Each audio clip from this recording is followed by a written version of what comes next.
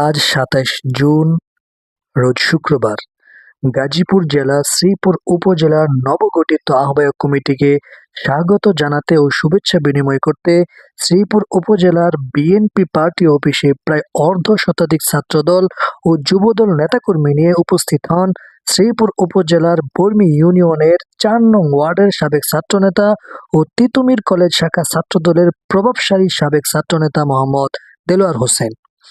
এ সময় বিএনপির পার্টি অফিসে প্রায় অর্ধশত বিএনপির জেলা ও উপজেলা নেতৃবৃন্দ উপস্থিত ছিলেন। উপস্থিত সকলের সামনে সাবেক ছাত্রনেতা মোহাম্মদ দেলোয়ার হোসেন জ্বালাময়ী শুভেচ্ছা বক্তব্য পেশ করেন এবং গাজীপুর জেলার বিএনপির রাজনীতির প্রাণপুরুষ অধ্যাপক এম.এ. মান্নান স্যারকে গভীর শ্রদ্ধা ভরে স্মরণ করে মোহাম্মদ দেলোয়ার হোসেন তার শুভেচ্ছা বক্তব্য শুরু করেন।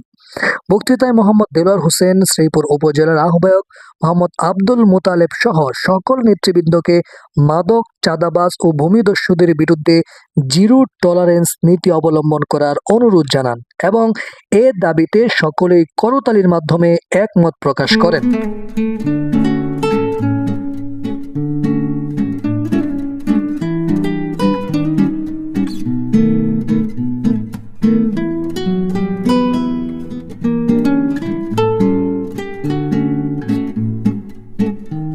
সাক্ষাৎ ও শুভেচ্ছা পর্ব শেষে সাবেক ছাত্রনেতা মোহাম্মদ দেলোয়ার হোসেনের সাথে উপজেলা আহ্বায়কের একান্ত কথা বলতে দেখা যায়।